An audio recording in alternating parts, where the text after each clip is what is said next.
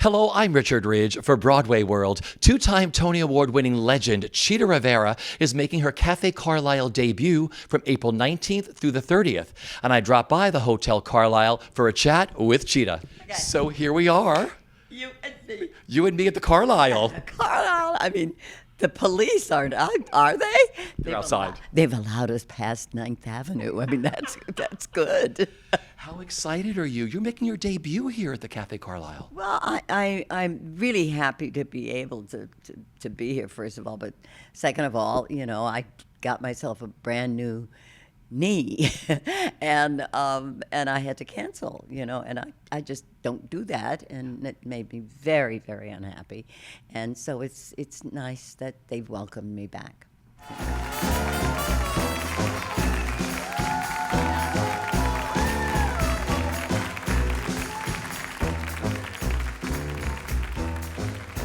There are men just right for some kissing, and I mean to kiss me a few. Boy, those men don't know what they're missing. I got a lot of living to do. What can you tell us about the night? I know it's called An Evening of My Favorite Songs. Yes. Well, Richie, I was crossing 48th and 6th Avenue or something last week. And I suddenly went, how you go, I should have had a V8. And I suddenly thought, because the Carlyle has always been, for me, Bobby Short. That room is always, whenever I came, it was always to see Bobby. They've had wonderful people here, but it was Bobby's room. I think Bobby brought people from all over the world into the Carlyle.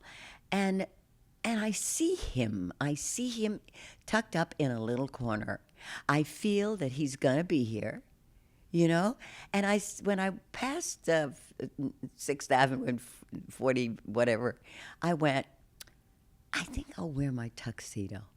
I think I'll wear a guy's tuxedo because he always made the room so rich and so elegant, and which it is, but he made it even richer. And he always wore a tuxedo. He always had a boutonniere, and so I liked my tuxedo. I wore Broadway backwards, and so I'm going to wear my tuxedo in honor of Bobby, and I hope it works. I mean, it really has to. I'm not doing something to make it work. I'm doing something to make it real, So if nobody gets it, too bad, too sad. Oh, they're going to get it. What a fabulous idea. Cheetah in a black tuxedo. Yeah, I just love that. I have worn a guy's tuxedo since Jerry's Girls, thanks to Jerry Herman. This is such a beautiful, intimate room, too. Are you looking forward to the intimacy of the room? I really am, because, you really get to know yourself more. It can be scary, if somebody's eating mashed potatoes while you're in the middle of, of a song that means something. But they don't do that here, So the size of the room is challenging and yet welcoming. Yeah. Because you continue to tour around the world. Bringing your beautiful act. You touch so many people. What gives you the greatest artistic satisfaction with doing your nightclub act? Well, it's always, having Michael Kreuter and Jim Donica and Michael Patrick Walker with me all the time makes me secure, and they're such beautiful musicians. I love all different sizes. I even say that in the show, because they all command something different, I said this earlier today, and I'd never said it before. When you're playing a 2,000-seater or something like that, and you can't see everybody, you still want that person up in the top of the theater to think that you are talking to them. So it's just different in that you can hear. You could practically call everybody by their first name, So I like them all. I do like them all. you know, if I've got a big old pimple here on my face, I'd rather have a bigger house. You'll never have that. No, but you, like you said, playing a 2,000 seater, you make it seem so intimate at 2,000, or if there's 60 people or 100 people in a room. And not everybody can do that, but you do that. I hope so, Richie. I mean, you know, that's why you're doing it. You're doing it not for yourself. Part of it is, it's extremely exciting when you do connect. So that's gratifying. But you just hope that whatever it is that you're doing reaches everybody in the house. You can like the life you're living. You can live the life you like.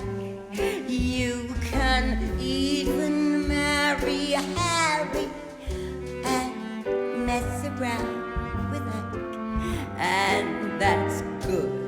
Isn't it grand? Isn't it great? Isn't it swell? Isn't it fun? Isn't it? But nothing stays. I mean, what can you say about working with geniuses?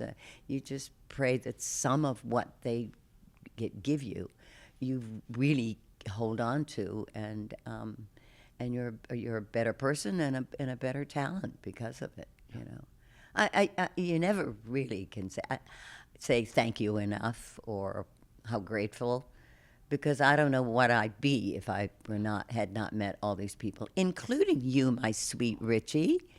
You know, I'm very serious about that. I think I upset myself a little bit. I think I got a little teary-eyed. But, you know, I'm a lucky girl. I'm a lucky girl, and I want to give it back. You know, that's why I keep doing, you know, because I started, was Freddie and John and Ron Field that started me on this road of supper clubs and in Vegas and Atlantic City. And they did it because Bobby had a heart attack and we had to stop Chicago. And it scared me. I didn't know, but I was backed up by unbelievable material and talent, and Tony Stevens, one of my guys, and Chris Chadman. These are great dancers, and who have contributed so much to the theater. And it was then that they said, let's open up at, what was the name of the club? Grand Finale. The Grand Finale. Yeah. And it isn't there anymore. It's a restaurant, but we've left a heck of a lot of dance steps and fabulous notes and wonderful evenings up there, you know. And if it hadn't happened then, I wouldn't be sitting in the Carlyle now, you know. So it's nice to be, you got to be aware of what happens in your life. You just have to be aware. You know, you said you didn't know how to say thank you. You say thank you every night you do your show here at the Carlyle, and every time you entertain us. I hope you say so. thank you. I hope so. Well, that's what I mean to do. Yeah. That's exactly what I mean to do, because it's really important to do it right. It's really important because you have an obligation to those people that created that. That's not, and people say that's not chopped liver. They're wrong to say chop, because chopped liver is good. Good chopped liver is good chopped liver. But it's not an accident. It's their gifts that they gave you. Yeah. So you got to do it right.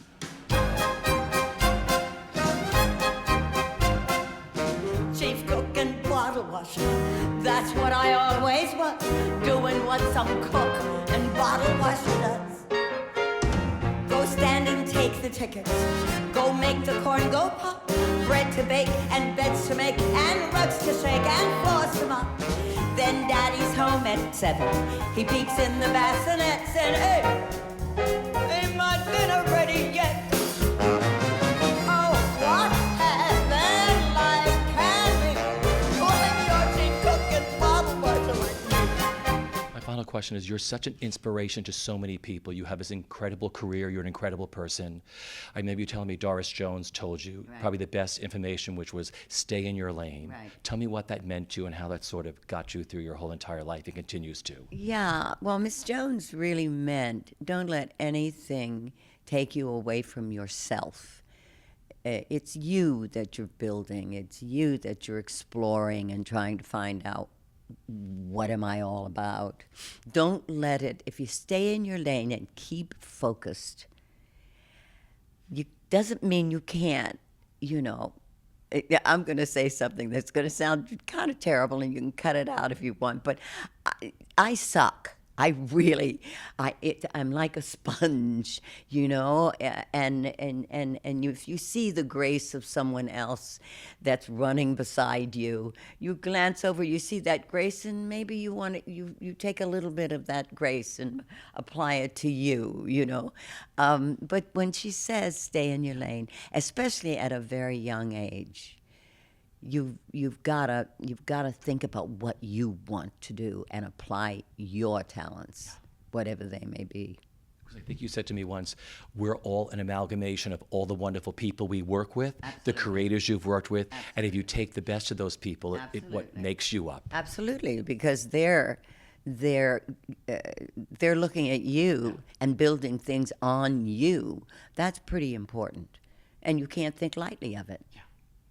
So what are you looking forward to the most? April 19th, your opening night? Oh, it is? Okay, I should have had a V8. I want to enjoy it too, and John Doyle is coming, for gosh sake. That's enough to make me so nervous I could die. And some wonderful people are coming, and I just want to do it right, and I hope they like. I want them to like it. What did Sally Field say? Oh, you like me. They love you, these people. They love you. Yeah, but they also know when something stinks, and I do not want to stink. You never have. You never will. Have the best time here at the Carlyle, my love. You